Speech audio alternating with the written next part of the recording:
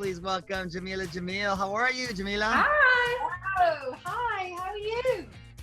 Doing well. You're looking lovely for being quarantined and lovely as ever. I got my best Kermit out for you. There you go. I like the chalkboard in the back. What you got going on right there? That is not mine. That is my landlord's. Oh. He's got way more friends than I do, enough to cover an entire wall with messages of love.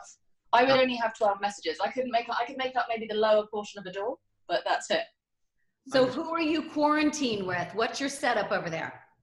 I am quarantined with my boyfriend and my best friend. And so we are like a really weird little trio. We wake up every morning, we have coffee in bed, we share a donut or a cookie. And we've been living in complete harmony. They've both been playing video games 10 hours a day, which normally I wouldn't love, but currently I think it's the reason that we all still love each other. Yes, smart. There you go. Gotta let them do Yeah. their own thing. So let's They have the headsets and everything, which I think they'd hate me to. But I think Wow. it's little Call of Duty action. Okay. yeah.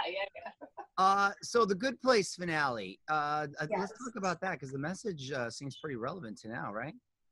Yeah, exactly. I mean, it's the entire message throughout the show is that whatever background you're from, whatever differences you have with other people, however differently you were raised and however differently you think, you have to all work together to get to a better place. And now that we're in a situation where you have the entire world trying to come together, work together, send each other supplies, I think we're kind of seeing that message unfold. We've been living in such a divisive moment, and this has been this devastating tragedy has also been incredibly unifying in a strange way. We're all more in touch with each other than ever before.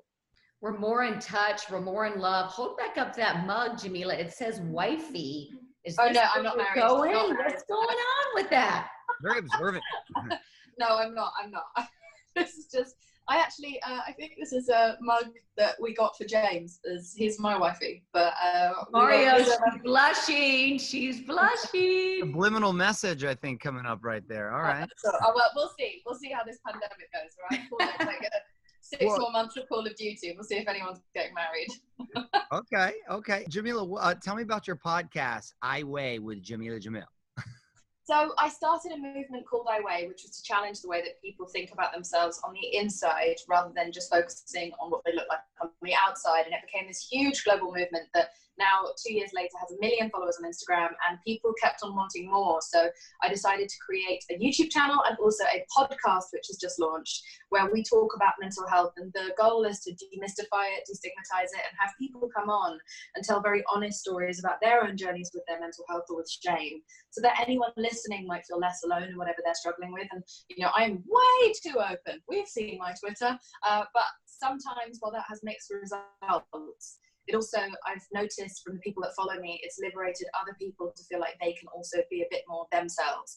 And that's what the podcast aims to do. And the guests are amazing. We have like Gloria Steinem, Tarana Burke, Reese Witherspoon, Aisling Bea, Beanie Feldstein, Yara Shahidi's coming on, Demi Lovato, that was huge, and just these incredible people coming on to tell me such honest truths has been a gift beyond belief. What did Demi Lovato have to say? Because we've all followed her journey and she has helped so many people. So what did she share with you? I mean, you'll have to listen to the podcast episode when it comes out, but there's very few places that we didn't go. The only place we sort of stayed off has been her journey with addiction, because I think that's an ongoing process and she hasn't completely decided what she wants to say about it. But we talked a lot about body image, which I think Demi was one of the first people I ever saw really come out swinging about body image, body pressures on actresses, in particular child stars, and really push back. And she's been a huge inspiration of mine over the last 10 years, which is around the time we first met.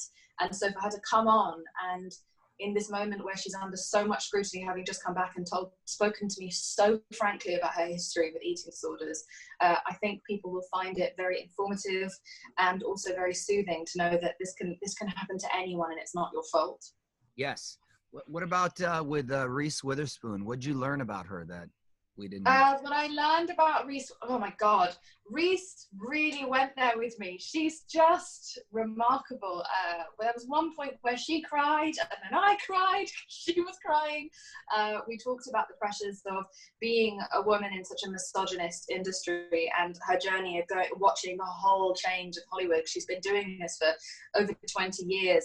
We also talked a little bit about, and I guess we talked a lot about having the process of making mistakes. Like Reese has had a couple of very public moments over the last 20 years, and also about the pressures of being a businesswoman, just the pressures of being a woman and all of the shame that comes with that, and all of the self-doubt, and just her entire journey. But the way that she opened up to me was something that I just didn't see coming from someone that famous, who doesn't really do that many interviews, especially not podcasts. It was a huge privilege to get that much of an insight into her personal life. I feel like I really got to know her. What is it about you, Jameela? You're like Bear Grylls when he takes them out to the woods and everybody opens up like you've never seen. What is it about this I Weigh? I'm telling you. I don't know. I think, I can't take all the credit for this moment of openness. I think Tarana Burke starting the Me Too movement and Time's Up has made everyone start to open up more. But I did also used to have a reputation back in England for being a pop star whisperer, because I could get outrageous quotes, very famous pop stars. But no, I think everyone, especially right now in this moment, just wants to help other people and wants to figure out a way for us to connect, and we connect via honesty.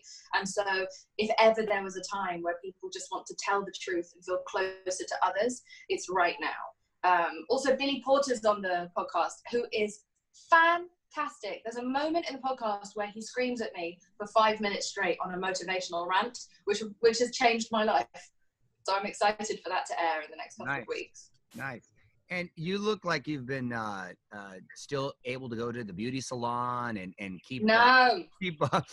No, I've always done my own makeup. That's why I've got this under control. Oh, nice. But, okay. Yeah. But I have not been bathing. My hands are clean. The rest of my body is complete filth. Just a film of grease over it most of the time. I stink. I'd say 90% of the time, but I got my shirt together for you guys today. There you go. Okay. Jameela, help me with this. Mario knows I'm not a hair makeup person. It's not my strong suit. Or the baseball hat. Wait, I got these magnetic lashes, but you got to stand far back if I get up too close. I like your eyeliner. I got to learn from that. And the bangs, I'm digging. Thank you. I don't like people touching me unless we're having sex. So as a rule, I don't really like having my hair and makeup done very much. So I've been learning how to be as self-sufficient as possible over the last 10 years. Because also there's just something about my face that people just want to hammer makeup onto it. And so I prefer just doing it myself. It takes me 5 to 10 minutes for any red carpet.